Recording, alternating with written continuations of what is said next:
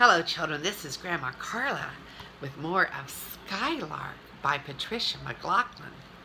And I do love this book, although it has made me cry from time to time.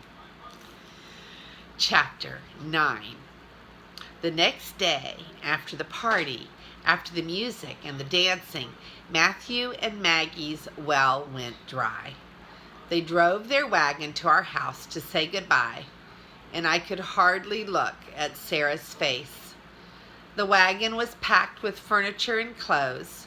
Rose and Violet sat in the back, the baby on Maggie's lap.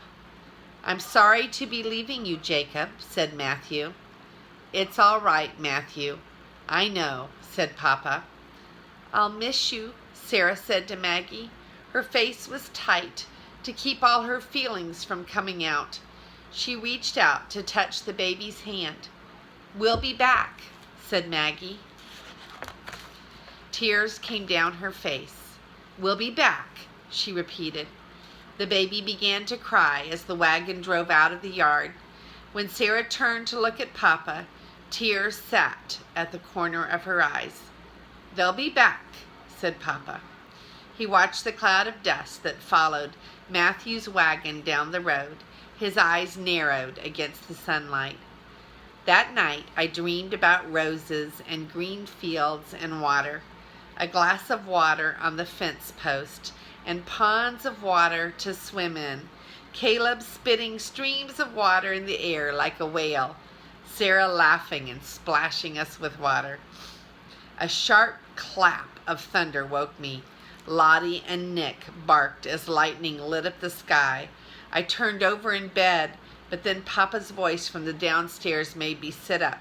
"Sarah, Sarah, it's fire!"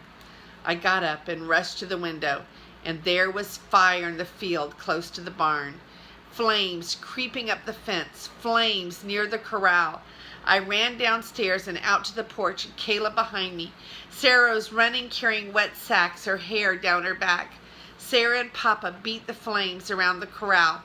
Then Papa stopped to let the frightened horses out. "Get the cows," he shouted to Sarah.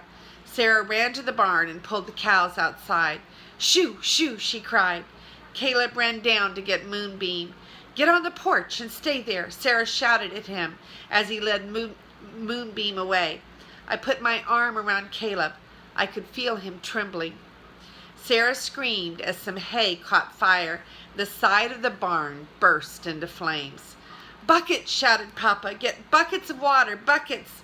Sarah ran to the barrel and filled the bucket, running back to him as the fire grew. Papa grabbed it, and then Sarah stopped him. I couldn't bear what she said, but I couldn't hear what she said, but I knew what it was. It was the last barrel. Papa stopped then and stared at the barn as flames caught the dry wood and then the roof. Sparks flew everywhere, and then part of the roof fell, and Sarah and Papa moved back. Sarah put her arm around Papa as the barn burned. They stood there watching for a long time.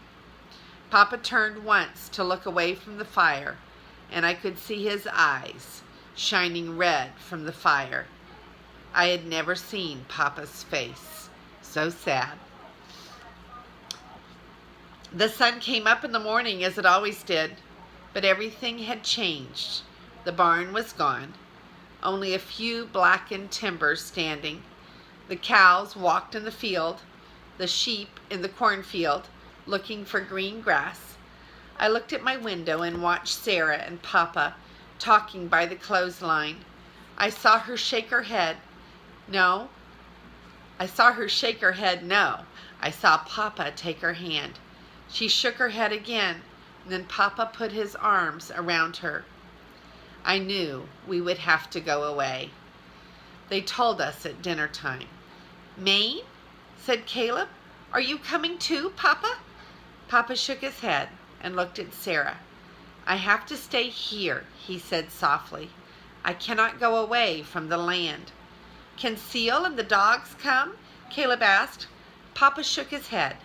"They'll be happier here," he said. "I'll take care of them." "What will you do while we're gone, Papa?" asked Caleb.